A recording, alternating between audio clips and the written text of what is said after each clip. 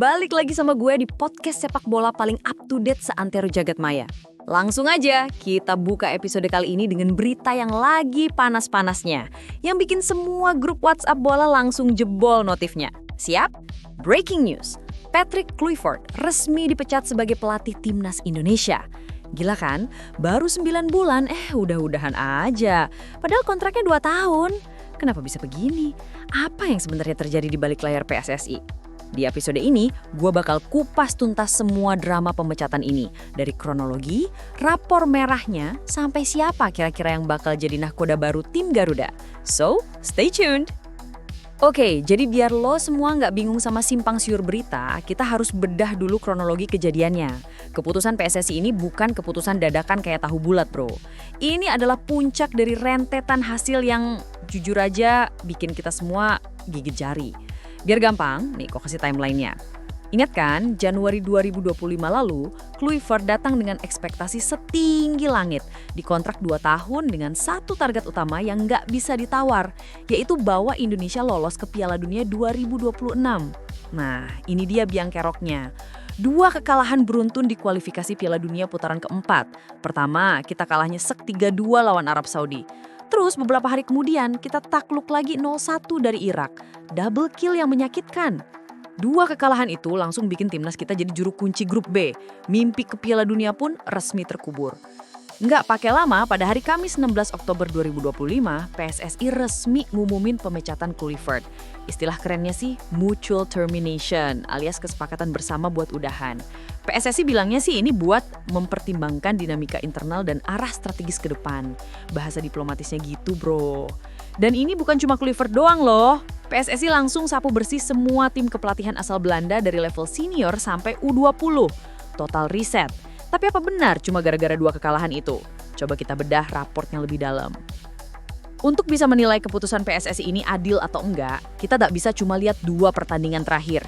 Kita harus lihat gambaran besarnya, rapor Kluivert selama 9 bulan megang timnas. Dan, spoiler alert, isinya banyak nilai merahnya. Ini dia hasil kerjanya selama 9 bulan. Dari total 8 pertandingan, timnas cuma bisa meraih 3 kemenangan, 1 seri, dan 4 kekalahan.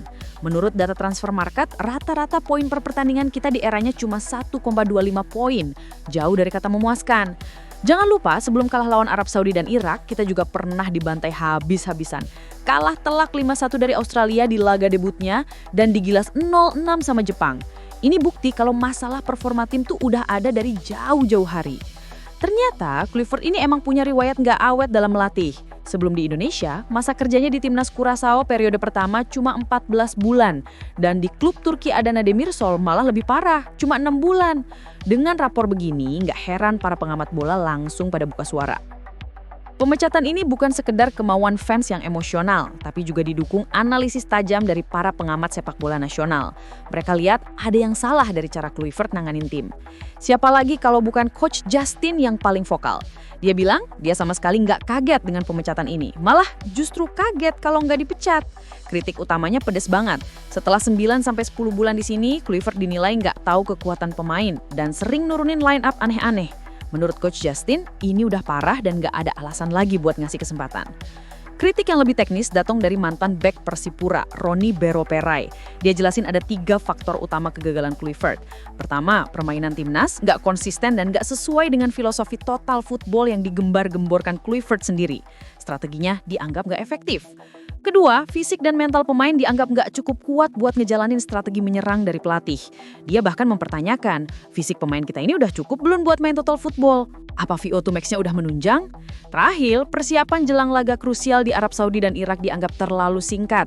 Perbedaan iklim, suhu, dan kondisi geografis antara Indonesia, Eropa dengan Timur Tengah itu signifikan, dan tim butuh waktu adaptasi lebih lama. Intinya, suara para ahli ini senada dengan mayoritas supporter. Ada yang salah dan keputusan PSSI sudah tepat.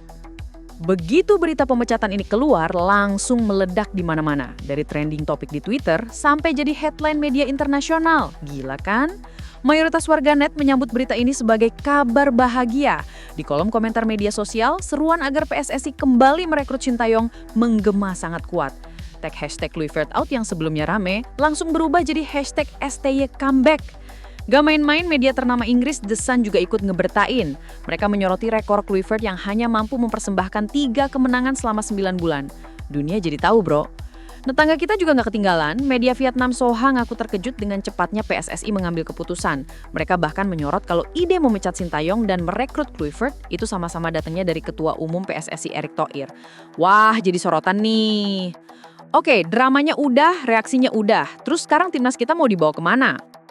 Setelah pemecatan ini, pertanyaan terbesarnya jelas. Siapa nahkoda timnas selanjutnya dan apa target realistis kita ke depan?